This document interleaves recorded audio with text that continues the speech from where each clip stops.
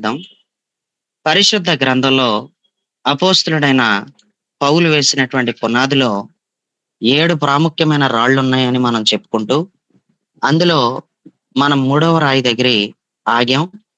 దేవుని యందల విశ్వాసం అనేటువంటి రాయి అపోస్తలుడైన పౌలు వేసినటువంటి పునాదిలో ఉన్న ప్రాముఖ్యమైన రాయిగా మనం ఆ రాయిని గుర్తిస్తాం. దేవుడికి స్తోత్రం. ఈ దేవుని యందల విశ్వాసం అనేది పౌలు వేసిన పునాదిలో ప్రాముఖ్యమైన రాయిగా అది పరిగణించబడింది.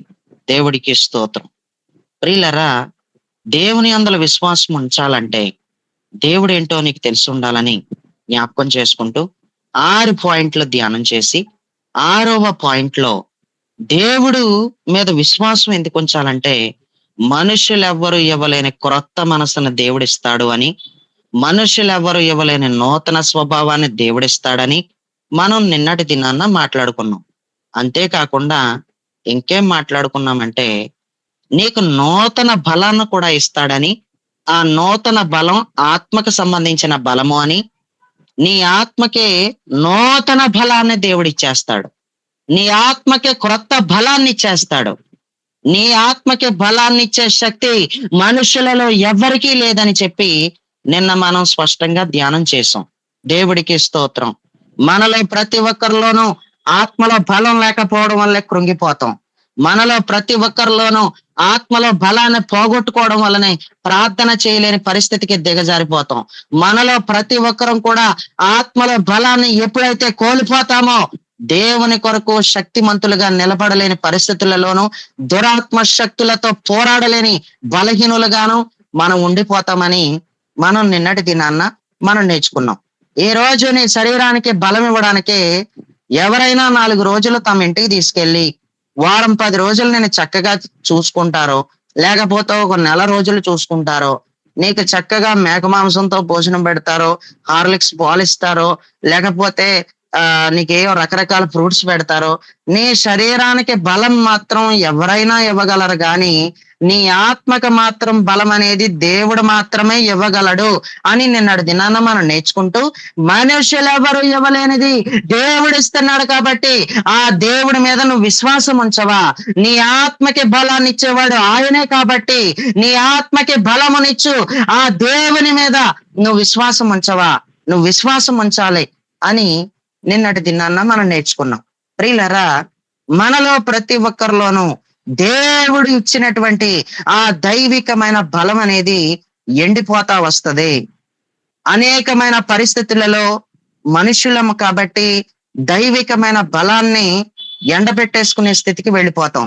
దైవికమైన బలం పోయే స్థితిలోకి మనలో ప్రతి ఒక్కరం కూడా వెళ్ళిపోతుంటాం. దైవికమైన బలం ఏ కారణాల చేత పోతదో అనేది నేను ఈ రోజు చెప్పబోతున్నాను.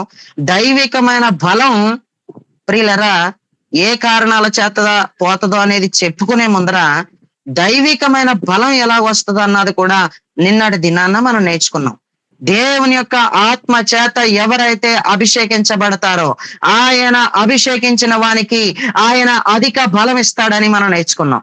దేవుని ఆత్మ చేత ఎవరైతే అభిషేకించబడతారో దేవుడు ఎప్పుడైతే అభిషేకిస్తాడో నిన్ను అభిషేకించితే చాలు నీకు క్రొత్త బలం వస్తది, నీకు నూతన బలం వస్తది, నీ ఆత్మకి మరి దైవికమైన బలం అనేది వచ్చేస్తుందని, నీ ఆత్మలో ఎప్పుడూ కూడా దైవికమైన బలం అనేది ఉంటదని మనం నిన్నటి దినాన్న మనం నేర్చుకున్నాం. దేవుడికి స్తోత్రం.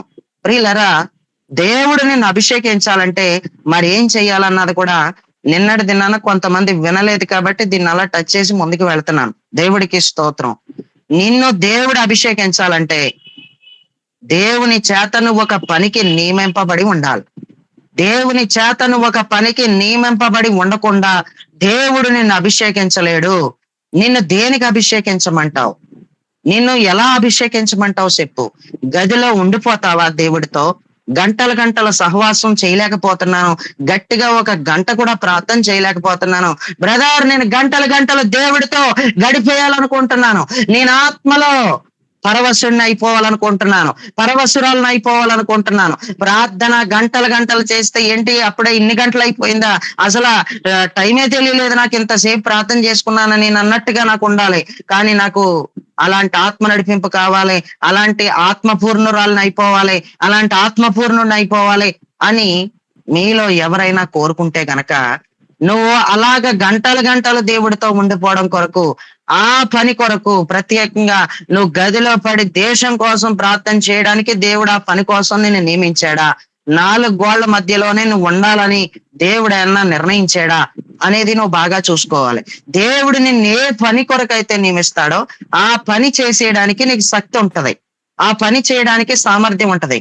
అంటే ఉదాహరణకి మీలో ఎవరినైనా సరే ఒక 5 గంటల దేవుడితో ఏకదాటిగా ఆగకుండా చక్కగా ప్రార్థన చేసేస్తున్నావంటే, గదిలో పడి దేవుని ఆత్మతో నింపబడిపోతూ, అభిషేకించబడిపోతూ, కొత్త భాషలతో మాట్లాడేస్తూ, ప్రవచనాలు చెప్పేసుకుంటూ, దేశం కోసం ప్రార్థన చేసేస్తూ, నిజంగా ఒక ఉద్యమంతో రగిలిపోతున్నావంటే, మండిపోతున్నావంటే, నీ పక్కకు వచ్చిన వాళ్ళు ఎవరైనా సరే నేను కూడా నీతో ఏకీభవిస్తానని చెప్పిన వాళ్ళు కూడా నీతో నిలబడలేక లేచిపోయి పైకి లేచిపోయి బయటికి వెళ్ళిపోయారంటే, నువ్వు బయటికి రాలేదంటే నిన్న పని కొరకు నియమించుకున్నాడు కాబట్టి, నీవు ఆ పని కొరకు నియమింపబడిన దానవు కాబట్టి, నువ్వు ఆ పని కొరకు నియమింపబడిన వాడవు కాబట్టి, దేవుడు నువ్వు అందులో నిలబడటానికి నీకు సామర్థ్యాన్ని ఇచ్చేశాడు.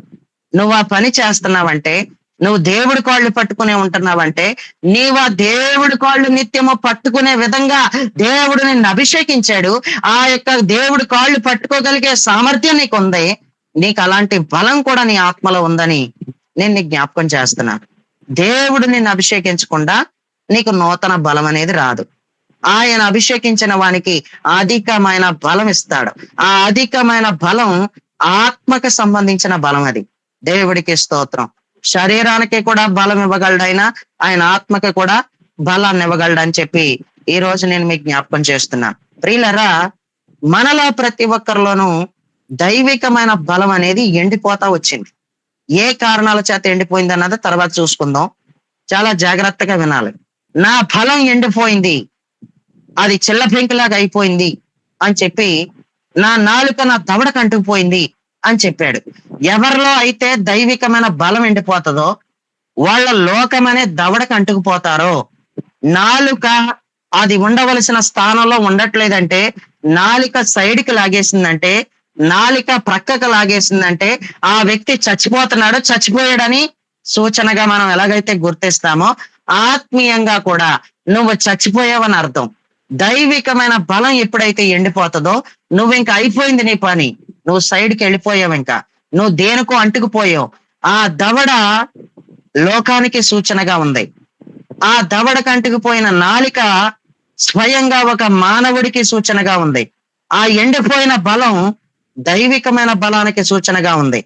దైవికమైన బలానికేనే ప్రియులరా, ఆ బలం ఎండిపోవడానికేనే ఈ దవడకి నాలుక అంటుకుపోవడానికేనే సంబంధం ఉంది. నాలుక దవడకి అంటుకుపోవడానికి గల కారణం ఏంటంటే బలం ఎండిపోవడమే కారణం.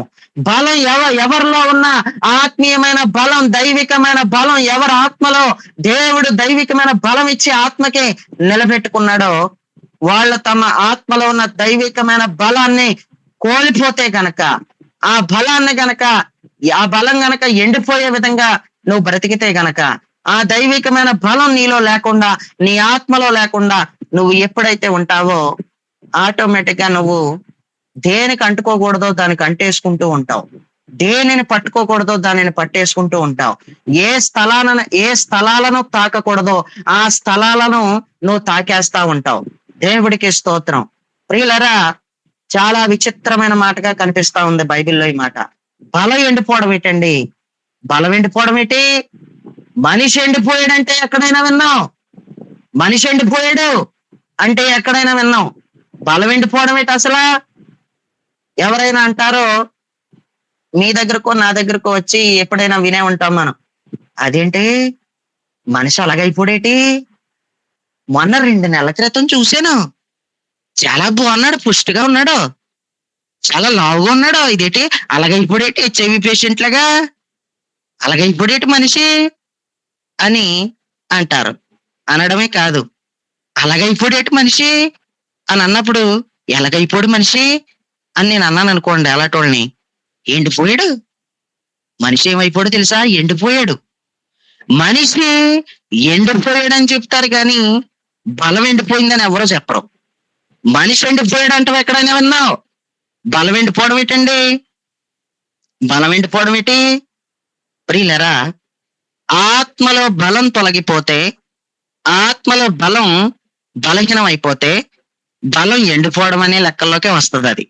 ఆత్మలో బలం అయితే ఎండిపోయిందంటే నీ ఆత్మలో ఉన్న దైవికమైన బలం నీ ఆత్మలోంచి తొలగిపోవడం, దైవికమైన బలం ఎండిపోవడమే. ప్రియులరా, అది ఎందుకు ఎండిపోయింది అనేది చాలా జాగ్రత్తగా పరిశీలన చేయాలి. దేవుని యొక్క వాక్యాన్ని చాలా జాగ్రత్తగా ఆలోచించాలి. దేవుడి మీద మనం ఎందుకు విశ్వాసం ఉంచాలన్న కాడి నుంచి లాక్కొస్తున్నాను నేను. దేవుడు ఎండిపోయిన బలమును తిరిగి మరలా చిగురింప చేస్తాడు.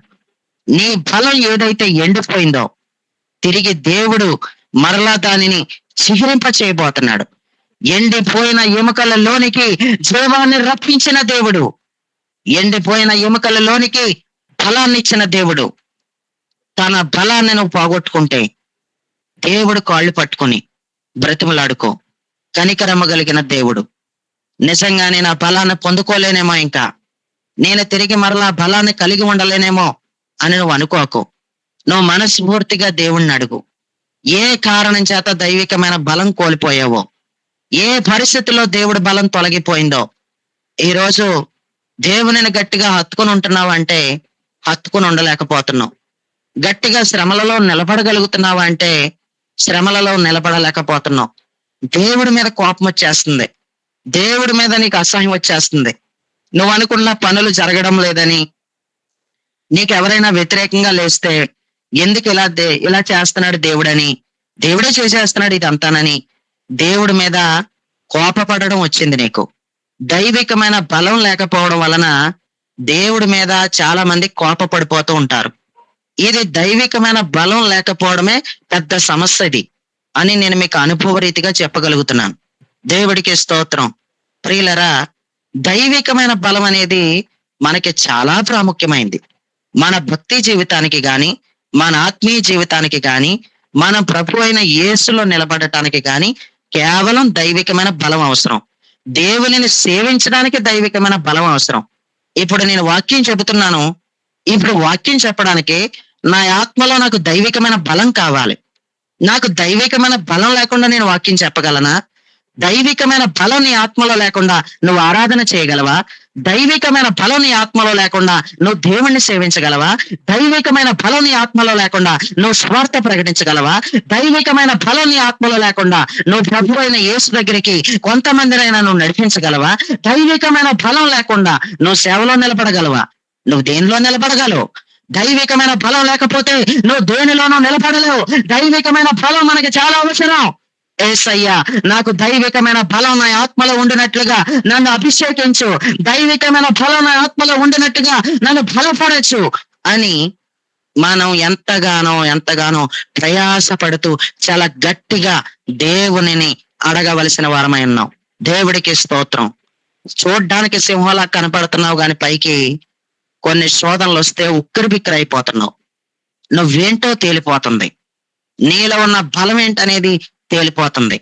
ప్రియులరా, సరైన సమస్య వచ్చినప్పుడు ఏంటి అనేది, నీ పనితనం ఏంటనేది, నీ భక్తి ఏంటనేది, నీ ఆత్మలో ఉన్న విశ్వాసం ఏంటనేది, నీ ఆత్మలో ఉన్న దైవికమైన బలం ఏంటనేది చాలా సులువుగా తెలిసిపోతుంది. దేవుడికి స్తోత్రం. సమస్య రానంత వరకు అందరూ బాగానే మాట్లాడతారు అమ్మా. సమస్య రానంత వరకు అందరూ చాలా బాగా మాట్లాడతారు. సమస్య రానంత వరకు, శోధన రానంత వరకు అందరూ కూడా కబుర్లు బాగానే చెబుతారు. నేనైనా బాగానే చెబుతాను, మీరైనా బాగానే చెబుతారు. కబుర్లు చెప్పడానికి దాందే ఉందే, మాటలు చూస్తే కోటలు దాటుతున్నట్టు ఉంటాయి. అందరూ ఏంటి చిన్నదానికి ఇలాగ అయిపోతున్నావా, నువ్వు నిలబడు అని బాగానే చెబుతావు. కానీ నీ దాకా వచ్చినప్పుడు మాత్రం నీకు లేదా ఓపిక, నీ దాకా వచ్చినప్పుడు మాత్రం నీకు లేదా బలం. ఎదుటి వారికి చెప్పినప్పుడు మాత్రం చిన్న దానికి ఎందుకలా భయపడిపోతున్నావు అని బాగానే చెబుతావు. కానీ నీ దాకా వచ్చినప్పుడు మాత్రం చాలా భయపడిపోతుంటావు. దేవుడికి స్తోత్రం. ప్రియులరా, మనలో ప్రతి ఒక్కరం కూడా మన దాకా వచ్చినప్పుడు ఎలా ఉంటున్నాం? కొన్ని ప్రతికూల పరిస్థితులు మన దాకా వచ్చినప్పుడు, మన ఇంట్లోనే పెద్ద శోధన ఉన్నప్పుడు, ఎదుటి వారికి ధైర్యం చెప్తున్న మనం, మనల్ని మనం ఎందుకు ధైర్యం చేసుకోలేకపోతున్నాం? ఎదుటి వారికి బలాన్ని ఇస్తున్న మనం, మన విషయంలో మనం ఎందుకు బలాన్ని ఇచ్చుకోలేకపోతున్నాం? ఎదుటి వారిని నిలబెట్టగలిగే విధంగా ఉండాలని ప్రయాస పడుతున్న మనం, మన కాళ్ళ మీద మనం ఎందుకు నిలబడట్లేదు అనేది ఆలోచించుకుంటే, ఎవరి దాకా వస్తే వాళ్ళకే తెలుస్తది. మన దాకా వస్తేనే ఆ బాధ ఏంటనేది తెలుస్తది. ఒకడు అప్పుల బాధ మనకు తెలీదు. ఆడప్పుల బాధ మన దాకా వచ్చినప్పుడే తెలుస్తది. ఒకడు నా కాళ్ళు లాగేస్తుంది, నా చెయ్యి లాగేస్తుంది, రాత్రంతా కూడా కంటి మీద కునుకు లేదు, నేను చాలా ఇబ్బందులు పడిపోతున్నాను, నా కళ్ళు గుంటలు పడిపోయినాయి, నేను చాలా బాధపడిపోతున్నానంటే, నేను ఎప్పుడు కూడా ఒక మాట చెప్పాను, ఎద్దు పుండు కాకికి సలుప అని. ఎద్దు పుండు కాకికి సలుప అన్నాను. ఎప్పుడన్నా విన్నారో లేదో మీరు? ఎద్దుకండి కాకులు పొడిచేస్తుంటాయి, ఎద్దు పైకి ఎక్కి కాకులు ఆ ముట్టుతో పొడిచేస్తుంటాయి. కాకికి ఏంటి బాధ? కాకికి ఏం బాధ ఉండదు. ఎద్దుకే బాధ. అదేమో తల ఇసిరేత్తది, ఇలా తల ఇసురుకుంటే ఇలాగిలాగా దాన్ని కాకిని వెళ్ళగొట్టుకుంటా చూస్తుందా ఎద్దు. ప్రియులరా, మన దాకా వస్తేనే ఆ సలుపేటో తెలుస్తుంది. మన దాకా వస్తేనే ఆ బాధ ఏంటో తెలుస్తుంది. అందరం బాగానే చెబుతాం, కానీ ఈ రోజు నేను మీ అందరితో కూడా పరిశుద్ధాత్ముడు చెప్పుచున్న మాట ఏమిటంటే, నిన్ను నీవు ధైర్యం చేసుకోగలుగుతున్నావా? ఎదుటి వారికి ధైర్యం చెప్పగలుగుతున్నా నువ్వు? నిన్ను నీవు ధైర్యం చేసుకోగలుగుతున్నావా? ఎదుటి వారిని బలపరచడానికి చూస్తున్నా నువ్వు? నిన్ను నీవు బలపరచుకోగలుగుతున్నావా? ఎదుటి వారిని ప్రత్యేకంగా జీవించు, ప్రత్యేకంగా బ్రతుకు, యేసు కోసం నిలబడు, రోషం తెచ్చుకుని నిలబడు, పట్టుదల తెచ్చుకుని నిలబడు అంటున్నా నువ్వు.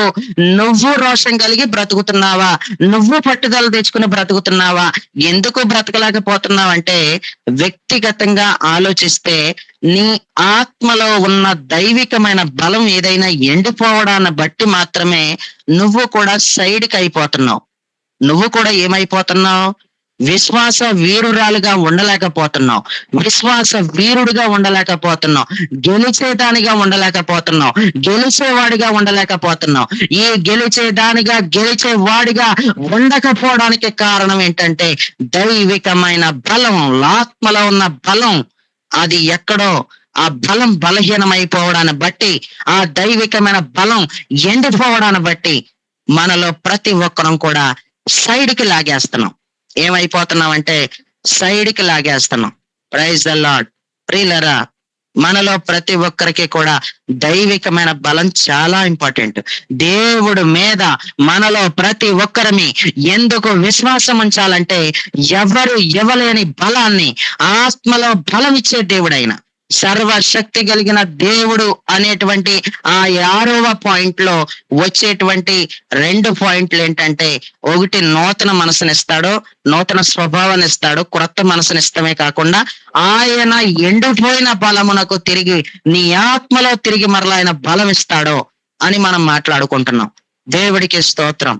ఈ రోజు కొంచెం మనం ముందుకు వెళ్ళగలిగితే గనక అసలు ఆ బలం అనేది ఎందుకు ఎండిపోతుందో అనేది ఒక్కసారి మనం ఆ మాటని ఒకసారి మనం ధ్యానం చేద్దాం. ప్రతి ఒక్కరు కూడా బైబిల్ తెరిచి మీరు చూడగలిగితే గనక, నేనే చదువుతాను, సమయం తక్కువ ఉంది కాబట్టి నేనే చదువుతాను. ప్రతి ఒక్కరు కూడా పరిశుద్ధ గ్రంథాలు తెరిచి రాజుల మొదటి గ్రంథం చూసుకోండి. రాజుల మొదటి గ్రంథం పాత నిబంధనలో ఉంటది, క్రొత్త నిబంధనలో ఉండదు. క్రొత్త నిబంధనలో ఎవరు వెతకకండి, పాత నిబంధనలో మాత్రమే అది ఉంటది. రాజుల మొదటి గ్రంథం 13వ అధ్యాయం 4వ వచనాన్ని గనక నేను చదువుతాను. అక్కడ ఈ విధంగా రాసి ఉంది. బేతేలు నందున్న బలిపీఠమును గూర్చి ఆ దైవ జనుడు ప్రకటించిన మాట రాజైన యెరోబాము విని తన చెయ్యి చాపి వానిని పట్టుకొనమని చెప్పగా, అతడు చాపిన చెయ్యి ఎండిపోయెను, దానిని వెనుకకు తీసుకొనుటకు అతనికి శక్తి లేకపోయెను అని మనం అక్కడ చదువుకుంటాం. దేవుడికి స్తోత్రం. రాజైనటువంటి యెరోబాము, ప్రియులారా, దైవ జనుని పట్టుకోండి అని బలిపీఠం పైనుంచి అంట చెయ్యి చాపి వాడిని పట్టుకోండి వెళ్ళిపోతున్నాడు వాడు అనగానేనంట ఆ చెయ్యి స్పాట్ లో ఎండిపోయింది. యోధా దేశం నుండి బయలుదేరి వచ్చినటువంటి దైవ జనుడు దేవుడు సెలవు చప్పున ఎప్పుడైతే బేతేలులో అడుగు పెట్టాడో బేతేలులో ఉన్నటువంటి బలిపీఠమునకు వచ్చి దైవ జనుడు గట్టిగా ప్రకటన చేశాడు. బలిపీఠమా బద్దలైపో అని ఎప్పుడైతే చెప్పాడో బలిపీఠం అక్కడికక్కడే విడిపోయినట్టు మనం చూస్తా ఉన్నాం. బలిపీఠం పగిలిపోయింది. ప్రియులరా, బలిపీఠం పగిలిపోయిన తర్వాత అతను వెంటనే వెళ్ళిపోతుంటుండగా రాజైన యెరోబాము చెయ్యి చూపించాడు. చెయ్యి ఎప్పుడైతే చూపించాడో ఆ చెయ్యి ఆటోమేటిక్ గా ఎండిపోయినట్టు మనకు కనిపిస్తా ఉంది.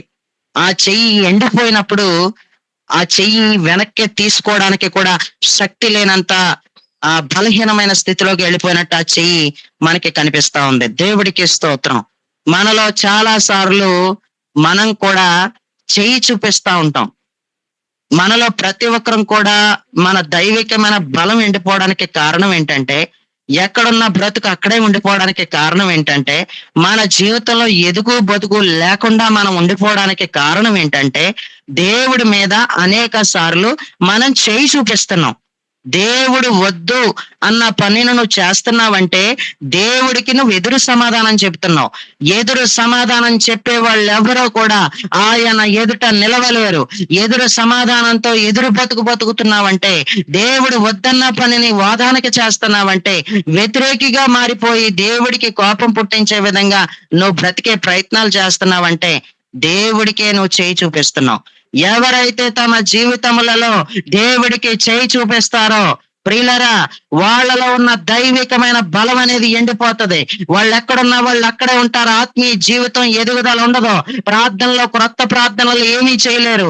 స్తుతులలో క్రొత్త స్థుతులు ఏమీ ఉండవు. యెహోవా కొరకు క్రొత్త కీర్తన పాడుడి అన్నాడు, కానీ ఎప్పుడు చూసినా పాత కీర్తనలే పాడతావు. ఇంకా కొత్త కీర్తనలు పాడలేవు. ఎందుకంటే కొత్త కీర్తనలు పాడే లెవెల్కి ఎదగలేవు నువ్వు.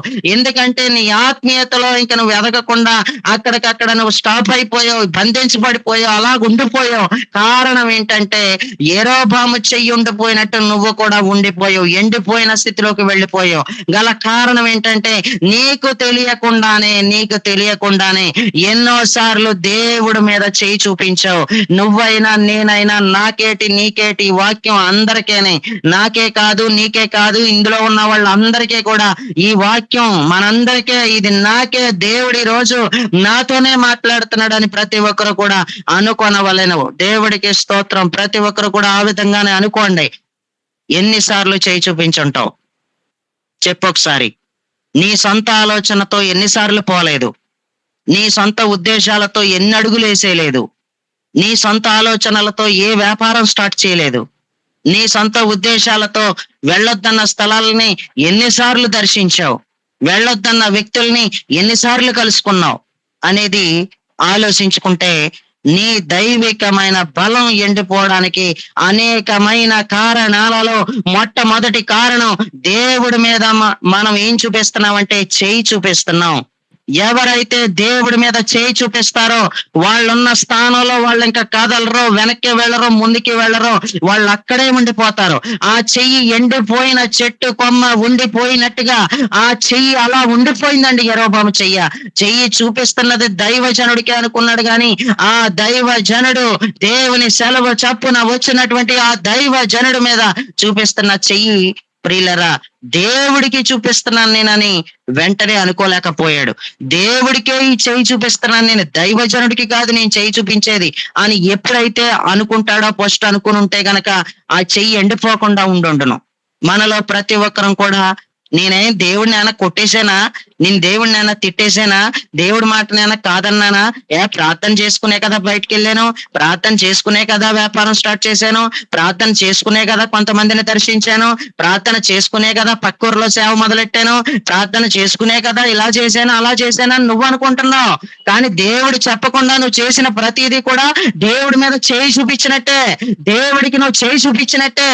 ఇది పెద్ద లోపంగా నీకు కనబడకపోవచ్చు, ఇది పెద్ద పొరపాటుగా నీకు అనిపించకపోవచ్చు, కానీ దైవికమైన బలం, నీ ఆత్మలో ఉన్న బలం ఎండిపోవడానికి కారణం ఇదేనని పరిశుద్ధాత్ముడు ఈరోజు నీతో మాట్లాడుతున్నాడు. బలం ఎందుకు ఎండిపోయింది అసలు? నీ ఆత్మలో ఉన్న బలం ఎండిపోవడానికి కారణం ఏంటి? ఎక్కడున్న వ్యక్తివి అక్కడే ఉన్నావు. రోజు రోజుకి అందరూ వృద్ధి చెందుతున్నారు కానీ నువ్వు వృద్ధి చెందట్లేదు. ఏ రోజు చూసినా ఇంకా నాకు ప్రార్థన రాదు, ఇంకా నాకు ప్రార్థన రాదు. ఏ రోజు చూసినా ఇంకా నాకు పాట రాదు. కొంతమంది పాడిన పాటలే పాడుతున్నారు, కొంతమంది పాడిన పాటలే పాడుతున్నారు. ఇంక నీకు ఎదుగు బతుకు లేదమ్మా. అమ్మా నీకు ఇంక ఎదుగు బతుకు లేదు. యెహోవా కొరకు ఇంకా కొత్త కీర్తనలు పాడలేకపోతున్నావు. ఎండిపోయిందా చెప్పు నీ బలం? నీ ఆత్మలో ఉన్న బలం ఎండిపోయింది కాబట్టి ఇంకా కొత్త పాటలు పాడలేకపోతున్నావు. ఇక పాడిన పాటే బోల్డ్ పాటలు ఉన్నాయి. ఏ అన్ని నేర్చుకోలేవా? నేర్చుకోవడానికి కూడా దైవికమైన బలం ఉండాలి. ఎక్కడుంది నీకు? నేర్చుకోవడానికి కూడా దైవికమైన బలం లేదు. కనీసం ఏమైనా చెబుతుంటే ఏమన్నా వింటావా అంటే వినడానికి కూడా దైవికమైన బలం లేదు. వాక్యం వినేటప్పుడు కూడా ఎంతో మంది బయటకు వెళ్ళిపోతుంటారు, లోపలికి వస్తుంటారు, బయటకు వెళ్ళిపోతుంటారు. కోవైట్ వాళ్ళు అంటే అనుకోవచ్చు, వాళ్ళు ఎక్కడో పని చేస్తున్నారు వాళ్ళు అనుకోవచ్చు. కొంతమంది పని పట్టలేదు, ఇంకా పని పట్టలేదు, మెరిపిలాగా మెరిసి ఏదో అటెండెన్స్ వేసుకుని వచ్చేద్దాం అన్నట్టుగా లోపలికి వచ్చేసి బయటకు వెళ్ళిపోతుంటారు. ఎందుకు వాక్యం వినలేకపోతున్నావు తెలుసా? ఇంకా ముగింపు ప్రార్థన అవ్వకుండానే ఇంటికి లెఫ్ట్ అయిపోయి వెళ్ళిపోతున్నావు. చెప్పమంటావా? నీ ఆత్మలో దైవికమైన బలం ఎండిపోయినప్పుడు నువ్వేం చేస్తావు? నువ్వేం ఉండగలవు? దైవికమైన బలం లేదు. ఇందాక ఒక బ్రదర్కి ఫోన్ చేశాను. ఫోన్ చేసి ఫోన్ ఎత్తగానే, ఎప్పటి నుంచో ఫోన్ చేస్తున్నాం మనం. చాలా మట్టుకి వీళ్ళందరినీ మరి నడిపించడం కోసమే కదా దేవుడు నన్ను పెట్టాడు. మిమ్మల్ని అందరినీ నడిపించాలని కదా నన్ను పెట్టాడు దేవుడు. ఇందాక ఒక బ్రదర్కి ఫోన్ చేసి మామూలుగా ఫోన్ ఎత్తగానే అన్నాను, చచ్చిపోయావు నువ్వు అన్నాను. ఇంకేం మాట్లాడలేదు, ఇంకా వందనాలు చెప్పలేదు, ఇంకా ప్రైజ్ లాడు కూడా చెప్పలేదు. ఇదే మాట మళ్ళీ నేను మొహం మీద కూడా అంటాను, ప్రియులరా నువ్వు చచ్చిపోయావు ఇంకా అని అంటే అన్నాడు.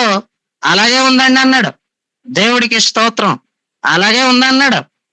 అంటే అర్థమైపోయింది, చచ్చిపోయిన వాళ్ళు ఎప్పుడు కూడా లోపలికి వచ్చి స్థిరంగా ఉండలేరు. లోపలికి వస్తారు కానీ ఉండలేరు వాళ్ళు. చచ్చిపోయిన వాళ్ళు ఎప్పుడు కూడా ఒక రోజు వస్తారు, ఒక రోజు రారు వాళ్ళు. చచ్చిపోయిన వాళ్ళ యొక్క స్థితులు ఇయే, చచ్చిపోయిన వాళ్ళ యొక్క పనితనం ఇదే. దైవికమైన బలం ఎండిపోయావంటే ఇంకా చచ్చిపోయావే, అయిపోయింది నీ పని, ఏమీ లేదు ఇంకా. ప్రియులరా, మనలో మన శరీరంలో ఉన్న బలం ఎండిపోవచ్చు కానీ దైవికమైన బలం అనేది ఎండిపోయేది కాదు. దేవుడికి విరోధంగా నడిచినప్పుడే దైవికమైన బలం ఎండిపోతుంది. నీ శరీరంలో బలం తగ్గుతున్నప్పుడు నీ పనులు మానుకుంటావు. నీ శరీరంలో బలం తగ్గిపోయినప్పుడు నువ్వు వ్యవసాయ పని చేసేదానివైతే, వ్యవసాయ పని చేసేవాడు అయితే ఇంక వ్యవసాయం చేయలేకపోతున్నానండి, ఓపిక లేదు అంటావు. ఒక 100 మందికి భోజనాలు వండి పెట్టిన దానివి ఒక 10 మంది కూడా భోజనాలు వండి పెట్టలేకపోతున్నావు. నువ్వు కూర్చొని ఉంటే ఎవరైనా వండి పెడితే బాగుండు, కూర్చొని తింటాననేటంత బలహీనమైన స్థితికి వెళ్ళిపోయావు.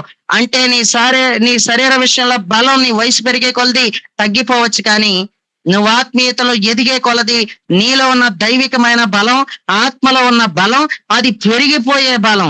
మోషే నన్ను పంపిన నాడు నాకు ఎంత బలమో 40వ సంవత్సరంలో పంపాడు. ఇప్పుడు ఇంకొక 45 వేసుకోండి, 85 ఏళ్ళు వచ్చేసినాయి. 85 ఏళ్ల వయసులో ఉన్న ముసలివాడను, ఒక పండు ముసలివాడను నేను. నేటికి నా బలం అలాగే ఉంది, నేటికి నాకు అంతే బలం. అది మోషే నన్ను పంపిన నాడు నాకు ఎంత బలం, నేటికి నాకు అంతే బలం అని చెప్పాడు. ఇది ఏ బలం అనుకుంటున్నారో? లోతుకెళ్ళి ఆలోచిస్తే యెహోషువలో ఉన్న ఆత్మలో ఉన్న దైవికమైన బలం ఎండిపోలేదు. యెహోషువ ఎండిపోయాడు కానీ యెహోషువ స్కిన్ ప్రాబ్లము లేకపోతే రకరకాల ప్రాబ్లమ్స్ వచ్చేసి ఉంటాయి కానీ యెహోషువ యొక్క స్కిన్ ముడిచిపోయి ఉంటది కానీ, యెహోషువ యొక్క స్కిన్ వేలబడిపోయి ఉంటది కానీ, యెహోషువ శరీర విషయంలో బలహీనుడు అయిపోయి ఉండొచ్చు కానీ, యెహోషువ వయసు వచ్చి మీద పడింది కాబట్టి 85 ఏళ్ళు వచ్చేసింది కాబట్టి మనిషి చిక్కిపోయి ఉండొచ్చు కానీ అతని ఆత్మలో ఉన్న దైవికమైన బలం మాత్రం చిక్కిపోలేదు. దైవికమైన బలం మాత్రం ఎండిపోలేదు. ఎందుకు ఎండిపోలేదంటే ఎప్పుడు ఎక్కడా కూడా చెయ్యి చూపించకుండా దేవుడికి చక్కగా బ్రతికిన యెహోషువగా మనకి కనిపిస్తా ఉన్నాడు. దేవుడికి స్తోత్రం. ఎప్పుడైనా ఎక్కడైనా సరే దేవుడి మీద చెయ్యి చూపించకుండా, మనం ఎప్పుడైనా సరే మన సొంత ఆలోచనతో నడవకుండా దేవుడి చిత్తమేటో కనిపెట్టి, దేవుడి సంకల్పమేటో కనిపెట్టి, దేవుడి ఉద్దేశాల ప్రకారం మనం ఎప్పుడైతే నడుస్తామో మనం దేవుడి మీద చెయ్యి చూపించిన వాళ్ళం అవుతాం. నీ ఇష్టం వచ్చినట్టు నడిచేస్తానంటే, నీ ఇష్టం వచ్చిన కాడ సేవ చేసేస్తానంటే, నీ ఇష్టం వచ్చినట్టు నడిచేస్తానంటే కుదరదు. అసలు నీ పిలుపు ఏంటి? అసలు నీ పిలుపుకు తగినట్టుగా నువ్వు నడుచుకుంటున్నావా? అసలు నీ సేవ ఏంటి? సేవకు పిలిచాడంటే కుదరదు. నీ సేవ ఏంటి? నువ్వెలా పడితే అలా వెళ్ళిపోయి సేవ చేసేస్తానంటే, ఎక్కడ పడితే అక్కడికెళ్ళి సేవ చేసేస్తానంటే నువ్వు చేయలేవు. నీ వల్ల అవ్వదు. నేను గూగుల్ మీట్ నడిపించేస్తానంటే నీ వల్ల అవ్వదు. ప్రియులారా, ఈ రోజుల్లో చాలా మంది గూగుల్ మీట్లు నడిపించే వాళ్ళు ఎక్కువైపోయారు. పులిని చూసి నక్క వాతలెట్టుకున్నట్టు మన మేరీ మౌనిక అమ్మగారు కూడా అన్నది. శుక్రవారం ఉపవాస ప్రార్థనలో అలాగే ఉంటుంది. పులిని చూసి నక్క వాతలెట్టుకున్నట్టు ఏం చేయలేవు. ప్రార్థనా పూర్వకంగా లేగు, దైవికమైన బలంతో లేగు. ఒక గూగుల్ మీట్ లో నడిచే ప్రజల విషయంలో లాక్కోవడానికి వాళ్ళని నడిపించే దైవజనుడి మీద బురద చల్లి లేనిపోని మాటలు చెప్పి వాళ్ళ మైండ్ సెట్ నీ తట్టు తిప్పుకోవడం అది పద్ధతి కాదు. దైవికమైన బలంతో లేగు అది. కష్టపడి లేగు, ప్రార్థనా పూర్వకంగా లేగు అది. అంతే తప్ప ఎవరో నడిపిస్తున్నారో నేను నడిపిస్తాను, అందులోకి జాయిన్ చేసిన వాళ్ళు ఇప్పుడు ఎలా లాగేయాలి, అలా అందులోకి జాయిన్ చేసిన వాళ్ళు పక్కకు లాగేయాలంటే అభిషేక్ గారి మీద బురద జల్లేయాలి, అభిషేక్ గారి మీద ఏదో ఒకటి తేడా పాడాల మాటలు చెప్పాలి. అప్పుడు అందరూ ఆయన అసహించుకుంటే అందులోకి వెళ్ళడం మానేస్తారు. అలాగే చేయొచ్చు, చేస్తావు, కానీ 2 రోజులు నిలబడుతుంది. గట్టిగా అయితే 2 నెలలే నిలబడుతుంది, తర్వాత నిలబడుతుంది. నా అభివృద్ధి కొరకే నువ్వు అలా చేస్తున్నావని నాకు ఎప్పుడో తెలుసు. అది నేను దైవికమైన బలంతో, దైవ ప్రేరేపణతో, దేవుడి సంకల్పాన్ని బట్టి, నేను దేవుడి ఉద్దేశం ఏంటో, దేవుడి ప్లాన్ ఏంటో, ప్రతి శోధన వెనకాల ఏదో ఉంటదని నాకు బాగా తెలుసు కాబట్టి నేను నిమ్మలంగా ఉంటున్నాను. నేను నిబ్బరంగా ఎందుకు ఉంటున్నానంటే, నా అభివృద్ధికి కారకులు వీళ్ళందరూ కూడా, నాకు వ్యతిరేకంగా లేచే వాళ్ళందరూ కూడా నా అభివృద్ధికి కారకులు. వీళ్ళందరూ వ్యతిరేకంగా లేచినప్పుడే అభివృద్ధి ఉంటది. పరీక్ష తర్వాతే మనకి ఏదైనా ఒక మంచి ప్రమోషన్ అనేది వస్తది. దేవుడికి స్తోత్రం. పరీక్షలు తప్పు, పరీక్ష ఉండాలి. నిజమైన దైవజనుడికి, నిజమైన విశ్వాసికి, నిజంగా నడిచే మినిస్ట్రీకి ఎప్పుడు కూడా పరీక్షలు వచ్చేస్తా ఉంటాయి. దేవుడికి స్తోత్రం. ఎక్కడ పడితే అక్కడ చేసేస్తానని అంటున్నావంటే దేవుడి మీద చేయి చూపిస్తున్నావు. ఎక్కడ పడితే అక్కడ చేసేస్తానంటే అంటే అప్పో సప్పో చేసి నేను మీటింగ్లు ఎట్టమన్నది చెప్పినోడు ఎవడో? వాళ్ళ క్రిస్మస్ ఎడుతున్నారని నువ్వు క్రిస్మస్ ఎట్టడం ఏంటి? వాళ్ళేదో గృహ కూడికి పెట్టుకున్నారని నువ్వు గృహ కూటి పెట్టుకుంటూ పెట్టి, వాళ్ళేదో బహిరంగ సభలు ఏర్పాటు చేసేసారని చెప్పి 3 లక్షలు పెట్టి నిన్ను బహిరంగ సభలు ఎవడు ఏర్పాటు చేయమన్నాడు? నిన్ను అప్పుల పాలైపోమని ఎవడన్నాడు? నువ్వు క్రిస్మస్ పెట్టకపోతే నువ్వు క్రిస్మస్ ఎందుకు పెట్టలేదు అంటాడా యేసు ప్రభు? నీ గదిలోకి వచ్చేసి నిన్ను అడిగేస్తాడా ఏంటి? నేను నిలదీసేస్తాడా ఏంటి? నేనేం నిలదీశాడు కదా. ఎప్పుడు కూడా గొప్పలకి వెళ్ళిపోకండి. దేవుడు ఎంతవరకు ఇస్తాడో అంతవరకే నడవాలి. నేను అలాగే నడుస్తాను. నేను అసలు అప్పు చేయను. నేను అప్పు చేయటం కూడా శాపంగా ఎంచుకుంటాను. నేను అప్పు చేయడం ఏంటంటే అది శాపంగా ఎంచుకుంటాను. ఎవరి దగ్గరన్నా అయితే ఏదన్నా అవసరం అయితే చేబదులుగా తీసుకుంటానేమో గానీ ఒక 10 రూపాయలు 100 రూపాయలు నేను మాత్రం అప్పు అనేది చేబదులుగా తీసుకుంటాం వేరు, అప్పు చేయటం వేరు. దేవుడికి స్తోత్రం. అప్పు చేసేవంటే వడ్డీ కట్టాలి, చేబదులుగా తీసుకున్న దానికి వడ్డీ కట్టక్కర్లొద్దు. దేవుడికి స్తోత్రం. ప్రియులరా, ఈ రోజు ఎవరో ఏదో చేసేస్తున్నారు, సేవ నేను చేసేస్తానంటే ఎందుకు అలా వాతలెట్టుకుంటున్నావు? నీ ఫిలిపతి కాదు కదా, అది నీ ఫిలిపతి కాదు. నేను దేవుడి పనే చేస్తున్నానని దూరిపోతున్నావు. నేను దేవుడి పనే చేస్తున్నానని ప్రవేశించేస్తున్నావు. ప్రవేశించ దేవుడి మీద చేయి చూపెత్తినట్టే. నువ్వు నీ ఇష్టం వచ్చినట్టు చేస్తున్నావు అంటే దేవుడి మీద చేయి చూపెత్తినట్టే. ఎన్ని రోజుల నుంచి చూసినా నాకు మందిరం లేదని నీ సొంత ఆలోచనలతో స్థలం కొనేస్తున్నావు. నీ సొంత ఆలోచనలతో స్థలం కొనేస్తున్నావు. అప్పుల పాలు అయిపోతున్నావు. కాగితాలు అవతలోడి చేతుల్లో ఉంటున్నాయి. ఇంకెందుకు స్థలం కొనుక్కున్నావు? అవతలోడి చేతిలో కాగితాలు ఉండడం ఏంటి? ఎంత కొనుక్కున్నావు స్థలం? అదే దేనికి కొన్నావు స్థలం? కొని ఏం చేసావు? ఏం జరిగింది? ఏమైనా సుఖం ఉందా ప్రాణానికి? మీటింగులు పెట్టావు, ఏమైనా సుఖం ఉందా ప్రాణానికి? ప్రియులరా, కొంతమంది వాళ్ళకి స్థలం ఉంది, వాళ్ళకి మందిరం ఉంది, నేను కూడా ఇది నాకే టెన్షన్ లేదు. మందిరం లేకపోతే సేవ చేయలేనట్ట ఏంటి? మందిరం లేకపోతే సేవ చేయలేనట్ట? నాకు అవసరం లేదండి. నాకు జనాలతో కూడా పని లేదు. నాకు మీ ఎదుట ఓపెన్ గా చెబుతాను, నాకు ఆదివారం జరిగే ఆరాధనలో 2-3 ఫ్యామిలీస్ మాత్రమే వస్తారు. నేను ఎందుకంటే అన్య జనుల మధ్యలో సేవ చేస్తున్నాను. ఆ 2-3 ఫ్యామిలీస్ తో పాటు మీకు కూడా గూగుల్ మీట్ లైన్ కలుపుతుంటాను. చెప్పుకోవడానికి సిగ్గే ఉంది. దేవుడు ఎంత ఇస్తే అంతే. ప్రియులరా, మనం ఏదైనా సరే గొప్పలకి వెళ్ళిపోకూడదు. వాళ్ళకి మందిరం ఉంది, నాకు లేదు అనుకోకూడదు. వాళ్ళకి మందిరం ఉంది, వాళ్ళ మందిరం ఉన్నా సరే వాళ్ళు చేయలేని సేవ నువ్వు చేస్తున్నావేమో. వాళ్ళకి మందిరం ఉన్నా సరే వాళ్ళ సేవ దేవుడికి అంగీకారంగా లేదేమో, నీ సేవ అంగీకారంగా ఉందేమో. అన్ని ఆలోచించాలి. వాళ్ళు ఏదో అన్నారు, నన్ను చిన్న చూపు చూస్తున్నారు. ఎంతో మంది చిన్న చూపు చూస్తారు. అభిషేక్ గారికి ఇంకా మందిరం లేదంటని. ఎంతో మంది చూస్తారు. అభిషేక్ గారికి ఒక 50 మంది లేరంటని. ఎంతమంది అంటారు, ఎన్నో అంటారు. వాళ్ళ వీళ్ళని చూసి నువ్వు బాధపడిపోవడం ఏంటి?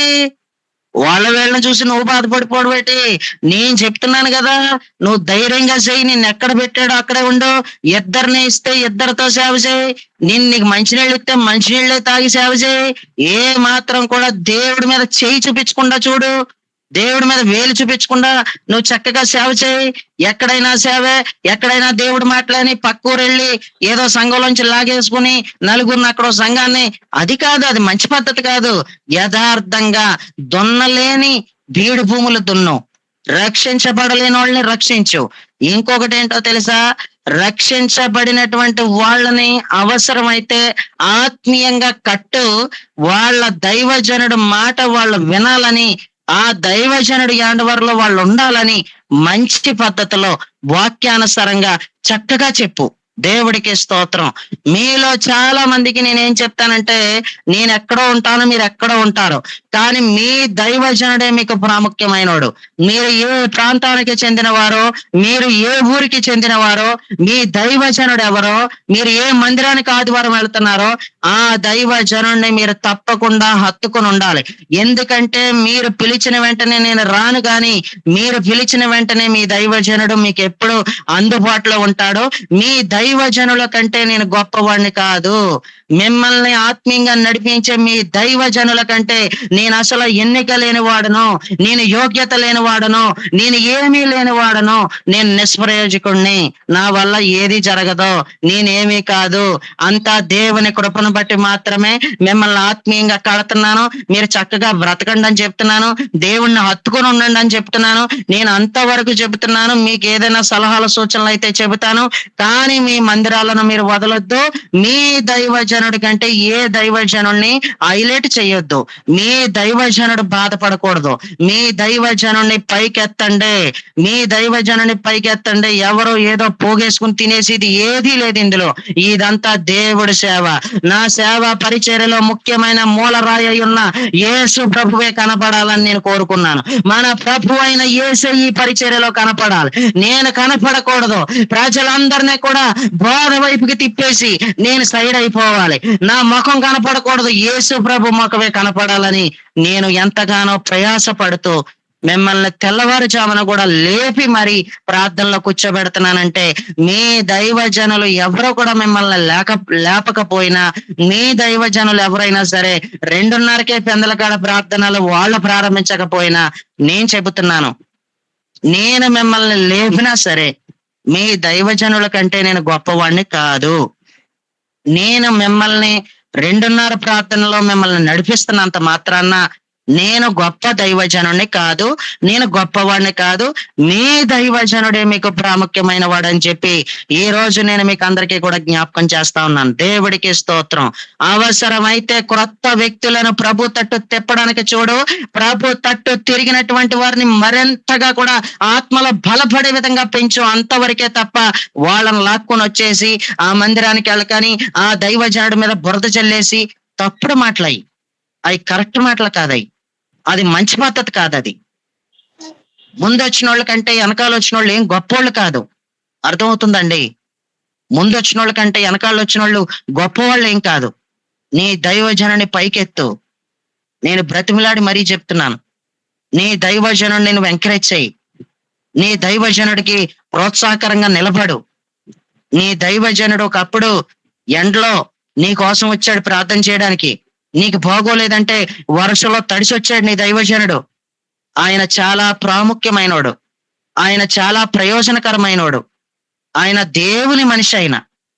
ఆయన బాధపడకూడదు. ఆయన నిన్ను ఎంతవరకు కట్టాలో ఆయనకు అంతవరకు సామర్థ్యం ఇచ్చాడు. అవసరమైతే నువ్వు ఇంకా బలపడాలని చెప్పి నన్ను నీకు తెల్లవారుజామున లేవలేని నీవు మంచానికి పరిమితం అయిపోతున్న నిన్ను బలపరచడం కోసం నన్ను దేవుడు పెట్టాడు.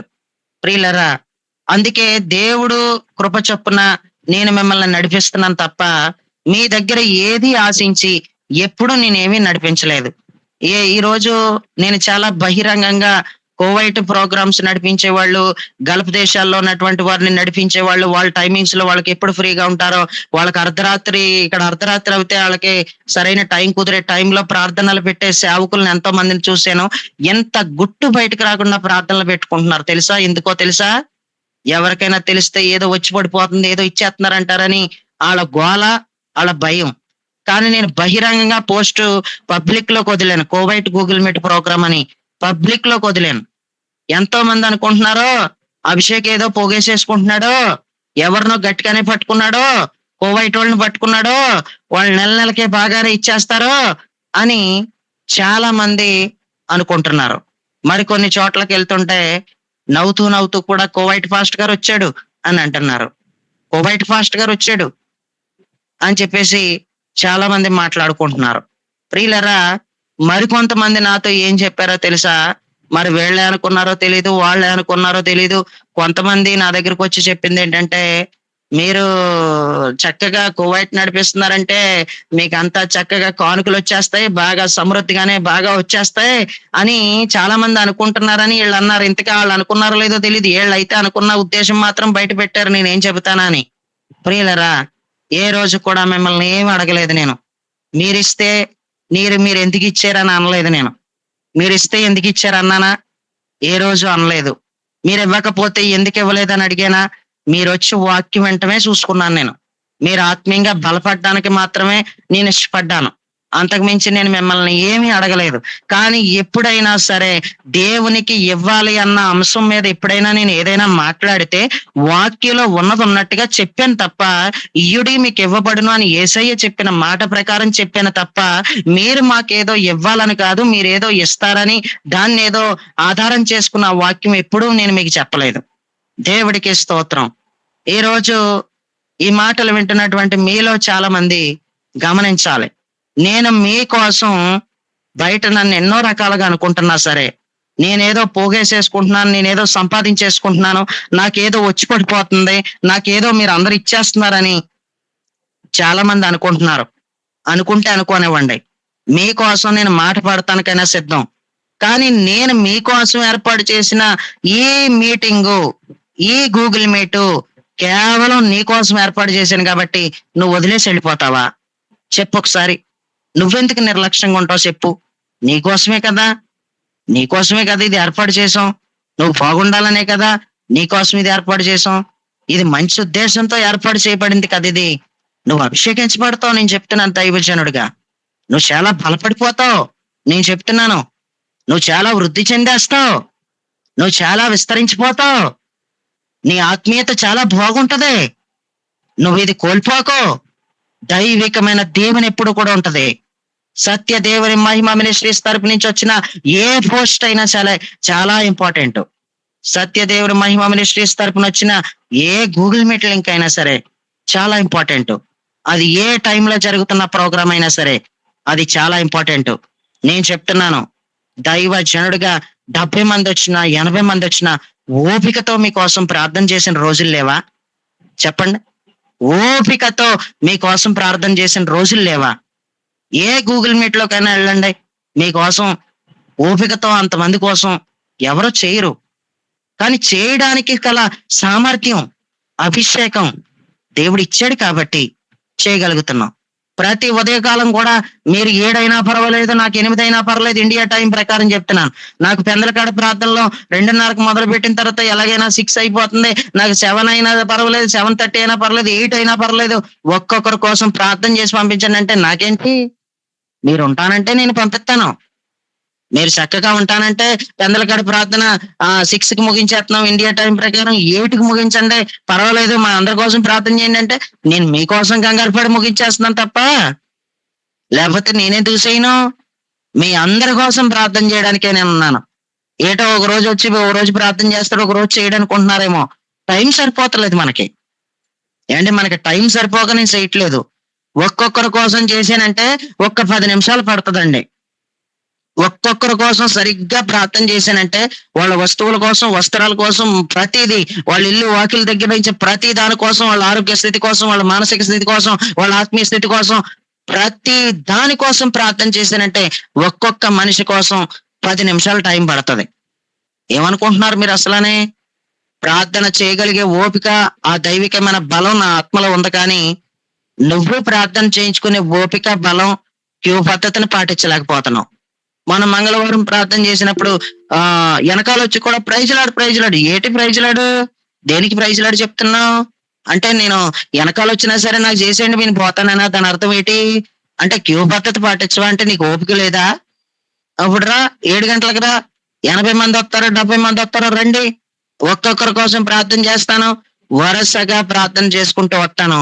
వెనకాల జాయిన్ అయినా సరే నువ్వు నాకు ప్రైజ్లాడు చెప్పేసి నా కోసం చేసి అంటే, మరి ముందు వచ్చిన వాళ్ళని ఏం చేయమంటావు? మరి ముందు వచ్చిన వాళ్ళు వదిలేమంటావా? వరుసగా క్రమంగా ప్రార్థన చేయించుకోండి. నేను దైవజనుడిగా మీకోసం ప్రార్థన చేస్తాను, కానీ మీ దైవజనుడు ప్రాముఖ్యమైనోడు. నేను మిమ్మల్ని కట్టడం వరకు మాత్రమే. నన్ను కట్టమని దేవుడు చెప్పాడు. ఆయన నన్ను కట్టు అని దేవుడు చెప్పాడు కాబట్టి మిమ్మల్ని కట్టడం వరకు మాత్రమే నా పని. నేను ఒక దైవ దర్శనంతో నేను సేవ చేస్తున్నాను. ఎవరో ఏదో చేస్తున్నారని, ఎవరో ఏదో నడిపిస్తున్నారని నేను వాళ్ళనే వీళ్ళనే చూసి వాతలు పెట్టుకుని సేవ చేస్తలేదు. నేను నాకున్నా లేకపోయినా, తినో తినకో, నేను వాళ్ళని వీళ్ళని చూసి అసూయ పడిపోకుండా, అసూయ పడిపోని మనిషిని నేను. వాళ్ళ సేవను చూసి, ఏళ్ళ సేవను చూసి నేను అసూయ పడిపోతలేదు. ప్రియులరా, కోవిడ్ గూగుల్ మీట్ అని చెప్పగానే కోవిడ్ వాళ్ళందరూ కూడా వాళ్ళకి ఫోన్లు చేస్తారని కొంతమంది సేవకులు, నేను వాక్యం చెప్పడానికి పిలిచిన సేవకులే, వాళ్ళ ఫోన్ నెంబర్ పెట్టుకోవడాలు ఏంటి, వాళ్ళ సేవలను చూసి నేనేం ఈ రోజు అసూయ పడిపోలేదే. వాళ్ళకి ఇచ్చేది వాళ్ళకి ఇచ్చాడు, నాకు ఇచ్చేది దేవుడు నాకు ఇచ్చాడు. నేను నడిపించేస్తున్న దానిని వాళ్ళు నడిపించలేకపోతున్నారని, వాళ్ళు చేయలేకపోతున్నారని కొంతమంది ఇందులో ఉన్న వాళ్ళని వాళ్ళు తట్టు తిప్పుకోవడం కోసం ఫోన్ నెంబర్స్ పెట్టేసి వెళ్ళిపోయే సేవకులు కొంతమంది ఆటోమేటిక్ గా వేరే మెయిల్ ఐడీలతో వచ్చేసి మీ ప్రార్థన అవసరతలకి ఈ నెంబర్ కాల్ చేయండి అని ఈ మధ్య కాలంలో చూశానండి.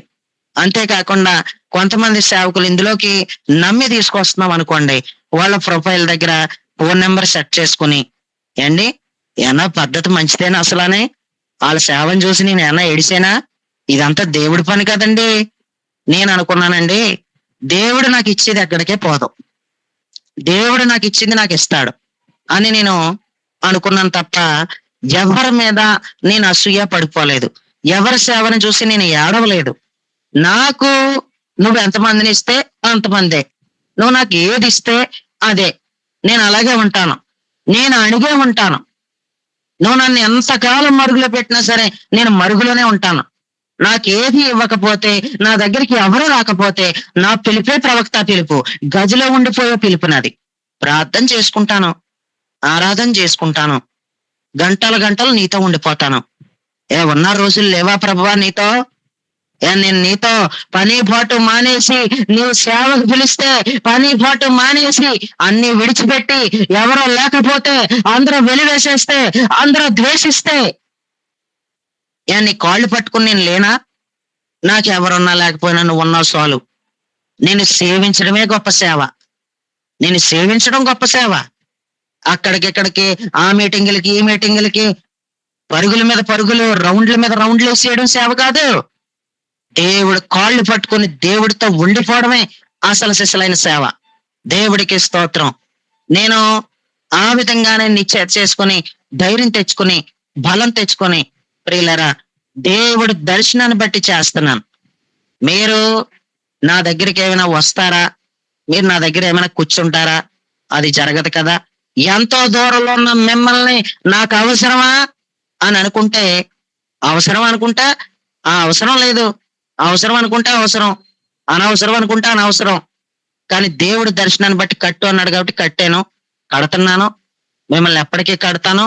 మీరు నిలబడతానంటే నా చేతులు కలిపి నిలబడతానంటే నిలబడండి. చెప్పుడు కొట్లు మాటలు వినకండి.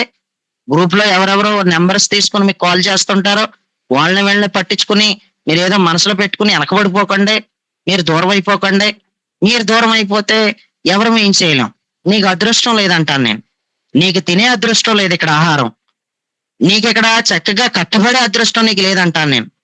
ప్రియులరా, ఈ రోజు ఎంతో మంది దైవజనులు కోవైట్ గూగుల్ మీట్ అంటేనే నెంబర్స్ పెట్టేయడాలు, ఏదేదో అసూయలు నా మీద పైకి మాట్లాడతారు తప్ప వాళ్ళలో ఎంతో బాధ ఉంటుందని నాకు పరిశుద్ధాత్ముడు తెలియజేసేస్తాడు.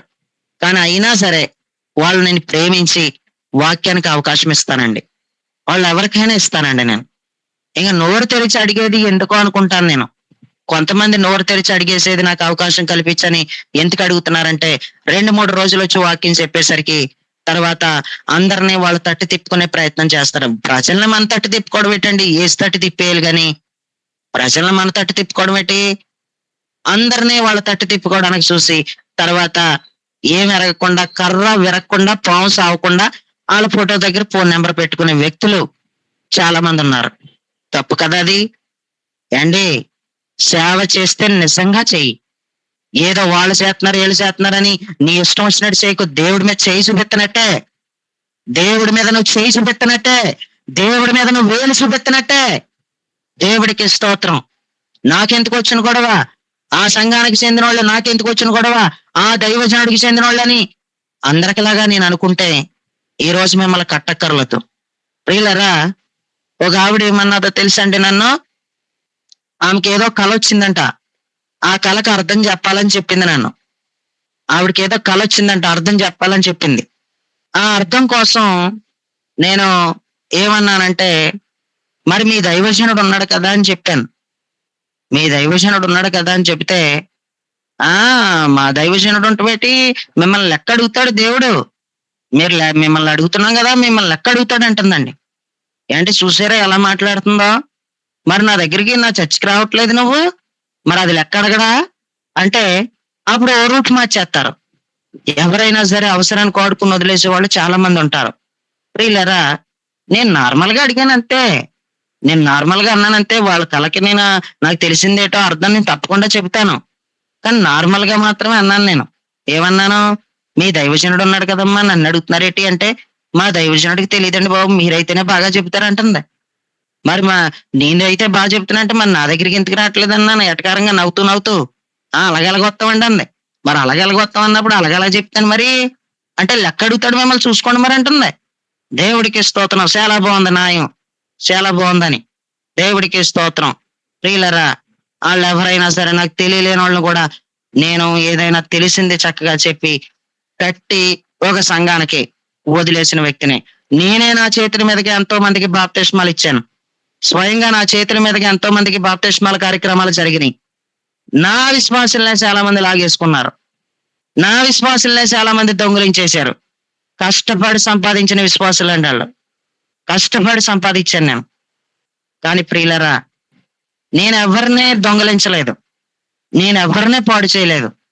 ఈ మాటలో ప్రతి ఒక్కరికి కూడా అర్థం చేసుకోండి. ఎవరికి ఏ రూట్ లో అర్థం చేసుకున్నా పర్లేదు. ఏ విషయానికైనా సరే ఈ మాటలో పోల్చి చూసుకుంటే మీరు ఏ రూట్ లో ఉంటున్నారు, ఎలాగ ఉంటున్నారు అనేది, మీరు న్యాయంగానే వెళుతున్నారా లేదా, దేవుడు మొక్కవై చూసి చేస్తున్నారా లేదా అనేది మీకు అర్థమవుతుంది. లేకపోతే ఎవరిని చూసి చేస్తున్నారు, మీ దర్శనం మీకు ఉందా లేదా అనేది మీరు ఆలోచించుకోండి. ఎవరినో చూసి చేసేయొద్దు. ఎవరినో చూసి నీకు ఇష్టం వచ్చినట్టు చేసేయొద్దు అసలు. దేవుడికి స్తోత్రం. ఈ మాటలు వింటున్న ప్రియులరా, సమయం అవుతుంది. ఇంకా నేను ముగించేస్తాను. నేను ఒక్క పాయింట్ కూడా ముగించలేకపోయాను. ఇంకా కొన్ని పాయింట్లు ఉన్నాయి. దైవికమైన బలం ఎండిపోవడానికి కారణం ఏంటనేది నేను కొన్ని పాయింట్లు చెప్పాలనుకున్నాను. అందులో ఒకటి కూడా ముగించలేకపోయాను. అయితే ఇంకా నేను ముగించేస్తానికి చూస్తున్నాను, ప్రార్థన చేసేస్తాను. అయితే నేను ఒకటే అంటాను, యెరోబాము దైవజనుడికి చేయి చూపించడం, దేవుడికి చూపించడం అన్న విషయం అతను గమనించలేకపోయాడు. దైవజనుడికి చేయి చూపించడం, ఇది దేవుడికి చూపించడమే చెయ్య అని కనుగొనలేకపోయాడు. ఆ చెయ్యి అండి అలా ఉండిపోయిన తర్వాత అండి అప్పుడు అంటున్నాడు, దైవజనుడా మరలా నీ దేవుడని యెహోవాను బతిమలాడుకో, మరలా నీ దేవుడని యెహోవాకి ప్రార్థన చేయి, నా చెయ్యి బాగవునట్లు అని అన్నాడు. ఆ మాట అనేటప్పుడు అతనికి ఏమర్థమైందంటే, నేను చూపించింది దైవజనుడికి చూపిస్తున్నాను అనుకున్నాను చెయ్యా. లేదు లేదు, దైవజనుడికి చూపిస్తే అది దేవుడికి చూపిస్తున్నట్ట. అది నాకు ఇప్పుడే అర్థమైంది అని వెంటనే పశ్చాత్తాపడ్డాడు. కొంచెం బాధేసింది. వెంటనే దైవజనుడు సహాయం కోరుకున్నాడు. ఎంత తగ్గి మాట్లాడుంటే మరలా యోధా దేశం నుంచి వచ్చిన ఆ దైవజనుడు, బలిపీఠానికి ఆజ్ఞాపించి వెళ్ళిపోతున్న ఆ దైవజనుడు ఇతని మాటకు ఆగిపోయి ప్రార్థన చేస్తే అతను చెయ్యి పోగైందండి. తిరిగి అతని చేతికి మరలా బలం వచ్చిందండి. తిరిగి మరలా ఆ చెయ్యి ఫోల్డ్ అవుతుందండి. ఆ చెయ్యికి జీవం వచ్చిందండి. చచ్చిపోయిన చెయ్యి తిరిగి మరలా జీవంతో అది ఫోల్డ్ అయ్యే విధంగా దాన్ని వెనక్కి తీసుకునే శక్తి కలిగిన చెయ్యిగా దేవుడు ఆ చేతిని మార్చాడు. దేవుడికి స్తోత్రం. యరొబాముకైనా పశ్చాత్తాపం కలిగింది కానీ, యరొబాముకైనా తెలిసింది కానీ, యరొబాముకైనా ఒక బాధ వచ్చింది కానీ, నేను చూపించేది చెయ్య దేవుడికే చూపిస్తున్నానన్న నిజాన్ని, సత్యాన్ని యరొబామన్నా తెలుసుకున్నాడు కానీ, నువ్వు నేను మాత్రం తెలుసుకోవట్లేదు. ఎన్ని పనులు చేసేస్తున్నా సరే, నీ ఇష్టం వచ్చినట్టు వెళ్ళిపోతున్నా సరే, నీ ఇష్టం వచ్చినట్టుగా నీ ఇష్టం వచ్చిన కాడ సేవ చేసేస్తున్నా సరే, నీ ఇష్టం వచ్చిన కాడ నీ మనసుకు వచ్చినట్టు సేవ ప్రారంభించేస్తున్నా సరే, నీ ఇష్టం వచ్చినట్టు చేసేస్తున్నావు అంతానే. కానీ చేయి చూపిస్తున్నాను దేవుడికి అన్న విషయం నువ్వెందుకు అనుకోవట్లేదు? అంతా దేవుడి పని అనుకుంటున్నావా?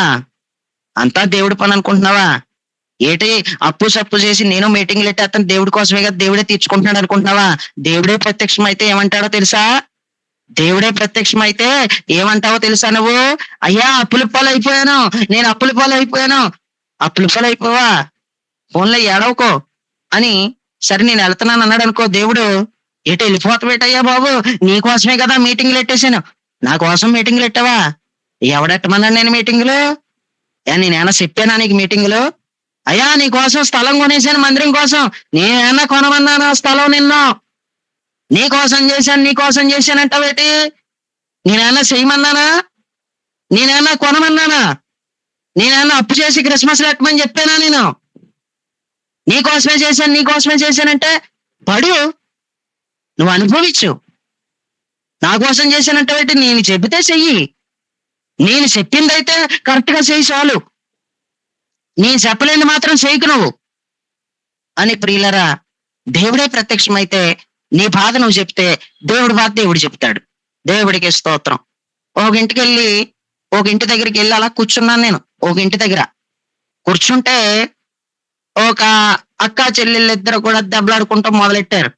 అక్క చెల్లి కూడా దెబ్బలాడుకుంటున్నారు, కొట్టుకునేటంత దాకా వచ్చేస్తుంది గొడవ. ఏంటి వీళ్ళిద్దరు ఎందుకు కొట్టుకుంటున్నారమ్మా అని అడిగాను వాళ్ళ అమ్మని. ఏమీ లేదండి, పెద్దదాని బట్టలు చిన్నది ఫోన్లే ఆరోగ్యం బాగోలేదని చెప్పి చిన్నపిల్ల ఉతికేసిందండి. పెద్దదాని బట్టలు చిన్నపిల్ల వాష్ చేసేసింది. అయితే వీళ్ళిద్దరికి ఏదో మాట మాట వచ్చి, నీకు బాగోపోతే అక్క నేను నీ బట్టలు ఉతికి పెట్టాను కదా అని అందంట. వాళ్ళ అక్క అందంట, నేనేమన్నా ఉతకమన్నానా నిన్న బట్టలు? నాకు బాగోపోతే నేను లేచిన తర్వాత చేసుకుంటాను కదా, నేనేమన్నా వాషబుల్ నేను చేయమన్నానా అని అందంట. అక్కడ పెద్ద గొడవ వచ్చింది. నిజమే కదా, ఆ మాట నిజమే కదా, మరి ఆవిడ చేయమందా? చెల్లి నాకు ఆరోగ్యం బాగోలేదు, కాస్త నా బట్టలు కోస్తా ఉతికి పెట్టేసే, వాషింగ్ మిషన్ లో పడేసే అని చెల్లిని అక్క అందనుకో.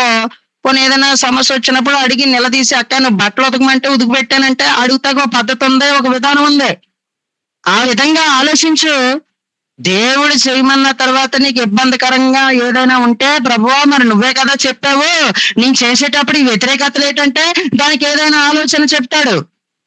దేవుడు వద్దనకుండా నీ ఇష్టం వచ్చినట్టు మీటింగులు పెట్టేసి, నీ ఇష్టం వచ్చిన కాడ సేవ మొదలెట్టేసి, నీ ఇష్టం వచ్చినట్టు నడుస్తానంటే పిలుపు లేకుండా, సరైన దర్శనం లేకుండా, సామర్థ్యం లేకుండా, అభిషేకం లేకుండా, ఆత్మ నడిపింపు లేకుండా ఎవరు ఏదో చేస్తున్నారని నువ్వు చేసేస్తే ఏంటి అసలు? ఏం చేస్తున్నావు అసలు మనం? Praise the lord. చేయి చూపిస్తున్నట్టు కదా, చేయి చూపిస్తున్నట్టు కదా. దైవికమైన బలం, ఆత్మల బలం అందుకే ఎండిపోతుంది. దైవికమైన బలం, ఆత్మలో ఉన్న బలం ఎండిపోయేది అదే. నువ్వు చేయి చూపిస్తున్నానన్న విషయం నీకు తెలియట్లేదు. నువ్వు చేయి చూపిస్తున్నానన్న విషయం నీకు తెలిసి ఉంటే గనక తిరిగి నీకు మరలా ఆ తప్పుని నేను ఎన్నోసార్లు చేయి చూపించాను ప్రభువా, నువ్వు వద్దు అని చెప్పినా సరే నేను ఏదో ప్రార్థన చేసేసుకుని కంగారుగా మొదలెట్టేశాను. ఈ వ్యాపారం గాని, పెళ్లి గాని, ఇది గాని, అది గాని, ఏదైనా సరే అని దేవుడి దగ్గర ఒప్పుకో. మరొకసారి ఒప్పుకో, నేను చేయి చూపించానని. నేను చేయి చూపిస్తుంది దైవజనుడికి కాదు దేవుడికి అని యరొబాము తెలుసుకున్నట్టు తెలుసుకుని దేవుడికి చేయి చూపించు. దేవుడిచ్చిన దైవికమైన బలం, నీ ఆత్మలో బలం ఎండిపోవడానికి ఇదే మొట్టమొదటి కారణం. నువ్వు దేవుడి మీద చేయి చూపించడం వలన. యరొబాము చేయి చూపించినప్పుడు అది ఎండిపోయింది. ఎన్నోసార్లు చేయి చూపిస్తున్నాం, అందుకే ఎండిపోతుంది. అందుకే ఎదుగులేదు, ఇంకా ఫోల్డ్ అవ్వలేకపోతున్నాం, వంగలేకపోతున్నాం, నిలబడలేకపోతున్నాం, పాడలేకపోతున్నాం. ఉన్న చోటే ఉండిపోయాం. ఎదుగు బతుకు లేకుండా ఉంది బ్రతుకు. కారణం ఏంటంటే కేవలం చేయి చూపించడం. చేయి చూపిస్తున్నావు ఏంటి అని అంటారు కొన్ని గొడవల్లో. ఏటి చేయలేగుతుంది, ఏటి చేయి చూపిస్తున్నావేటి, ఏటి వేలు చూపిస్తున్నావేటి అంటారు. ఎవడు పడతాడు వేలు చూపిస్తే? ఎవడు పడతాడు చేయి చూపిస్తే? ఎవడు పడతాడు చెప్పండి? దేవుడు ఇంకా కరుణ వాత్సల్యత కలిగినోడు. ఎన్నిసార్లు చేయి చూపుతున్నా ఆయన అలా ఓర్చుకున్నాడు. ఈ రోజైతే తన బాధను దేవుడు వ్యక్తం చేస్తూ, నీవు నా మీద చేయి చూపించడం వలన నా బలం నీలో లేదని చెప్తున్నాడు దేవుడు. నా బలం నీ ఆత్మలో లేకపోవడానికి కారణం నువ్వు చేయి చూపించడమే కారణం అని చెప్తున్నాడు. కాబట్టి ఈ రోజు సరి చేసుకుని దైవికమైన బలం ఎండిపోవడానికి కారణం ఏంటనేది ఈ రోజు మనకు ఒక పాయింట్ మాత్రమే అర్థమైంది. తిరిగి మరలా మనం రేపు కానీ లేకపోతే ఎల్లుండి కానీ చెప్పుకుంటాం. రేపు వేరే సేవకులు చెప్తానంటున్నారు. ఈ రోజు ఆ సేవకులు ప్రయాణంలో నాకు కుదరదని చెప్తే నేను తీసుకున్నాను. ప్రియులరా, రేపు మరలా వేరే సేవకులు వస్తే కనుక వాళ్ళకి అవకాశం ఇద్దాం. ఆ తర్వాత ఈ ఎల్లుండ మరలా తిరిగి నేను మీకు దైవికమైన బలం ఎండిపోవడానికి ఇంకా కారణాలు ఏంటనేది తర్వాత చెప్తాను. కానీ మూలవాక్యం మర్చిపోకండి. దేవుని అందల విశ్వాసం ఉంచాలంటే ఎందుకు విశ్వాసం ఉంచాలో తెలుసా? నీ ఆత్మకి ఎవరు ఇవ్వలేని బలం దేవుడు ఇస్తున్నాడు కాబట్టి. ఆయన సర్వశక్తిమంతుడు, సర్వశక్తి కలిగిన దేవుడు అనే 6వ పాయింట్ లో వచ్చే కొన్ని పాయింట్లు, కొన్ని మాటలు, క్రొత్త మనసుని ఇవ్వగలడు, నూతన స్వభావాన్ని ఇవ్వగలడు. ఎండిపోయిన నీ బలానికి తిరిగి మరలా ఆయన నీ బలాన్ని, నీ దైవికమైన బలాన్ని, నువ్వు పొందుకున్న దైవికమైన బలాన్ని తిరిగి మరలా చిగురింప చేయగలడు. నీలో నీ బలం ఎండిపోయినా పర్లేదు, నీలో దేవుడి బలం ఎండిపోకూడదు. నువ్వు ఎండిపోయినా పర్లేదు, దేవుడి బలం ఎండిపోకూడదు. అది ఎండిపోకుండా చేయి చూపించకుండా జాగ్రత్తలు తీసుకోవాల్సిన బాధ్యత ఎంతైనా మన చేతుల్లో ఉంది. మనం చూసుకోవాల్సిన జాగ్రత్తలు మనం కూడా తీసుకోవాలి. దేవుడికి స్తోత్రం. దేవుడు ఈ పరిశుద్ధ మాటలు దీవించి ఆశీర్వదించి ఫలభరితంగా మార్చును గాక. Amen, amen.